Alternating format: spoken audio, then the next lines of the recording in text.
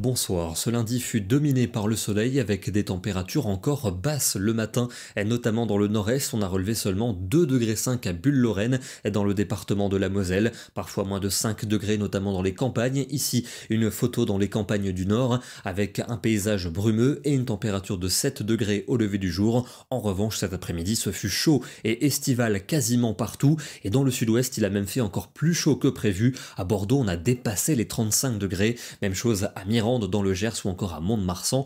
Dans les Landes, des images de la plage de Lacanau en Gironde, 33 degrés mesurés sous abri cet après-midi, 22 dans l'eau, avec encore beaucoup de monde pour profiter de la baignade, et puis beaucoup de monde également sur les plages bretonnes, comme ici à Dinard, 30,6 degrés, c'est le troisième jour le plus chaud de ce duo juillet-août 2025. Des images ici de la Hague, nous sommes dans la pointe du Cotentin, notez que la station de Cherbourg a mesuré 26,7 degrés cet après-midi, c'est tout simplement la température la plus élevée mesurée durant ces mois de juillet et d'août. Et puis quelques orages ont éclaté comme prévu dans les Pyrénées, surtout sur l'est de la chaîne, comme ici à Saint-Laurent-de-Cerdan dans le département des Pyrénées-Orientales. Et puis je voulais vous montrer cette image satellite impressionnante de l'ex-ouragan Erin qui est actuellement au large de l'Irlande. Il est devenu une dépression particulièrement vaste, on le voit très bien avec cette image, une dépression qui va générer une forte houle demain, notamment sur la façade atlantique, des vagues de 3 à 4 mètres. Soyez donc prudents, une houle assez peu commune en été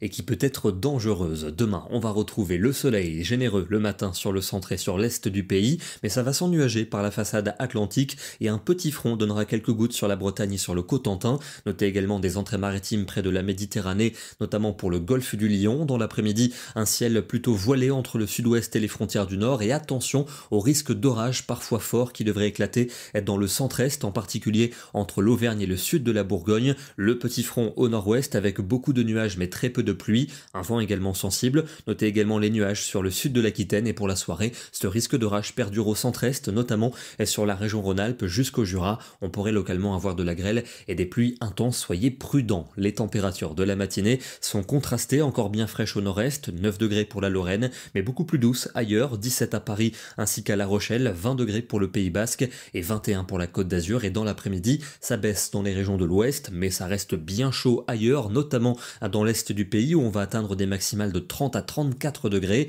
34 par exemple pour Lyon, mais plus que 21 degrés à Cherbourg ou encore à Brest. La suite s'annonce instable avec un axe orageux qui va se mettre en place mercredi, des Pyrénées jusqu'à la Lorraine, orage fort accompagné de grêle et de pluie intense. Ça va se décaler dans la nuit suivante en direction de la Méditerranée, et puis en parallèle une perturbation apportera des pluies soutenues et du vent sur la Bretagne, des températures qui vont baisser pour cette journée, même si ça restera modérément chaud avec un ressenti lourd dans de nombreuses régions.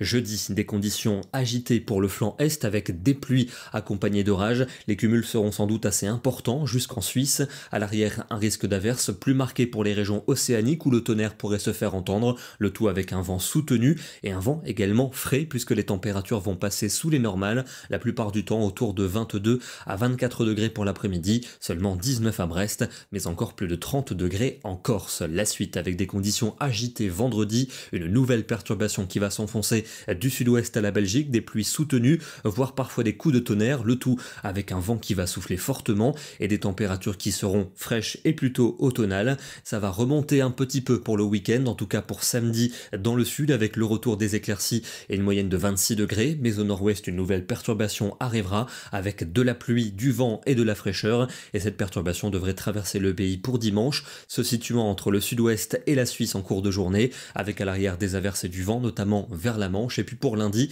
ce sera le premier jour de septembre, mais aussi celui de la rentrée scolaire. A priori, des conditions mitigées et plutôt fraîches, avec un risque d'averse que l'on affinera bien évidemment dans nos prochains bulletins. Et on termine du côté du Doubs avec une jolie photo prise ce matin au lever du jour avec des conditions bien fraîches, quelques bancs de brume observés et une température de 4 degrés ici aux alentours de 800 mètres d'altitude. Demain, nous serons le mardi 26 août et nous fêtons la Sainte Natacha. Bonne soirée à tous et à demain.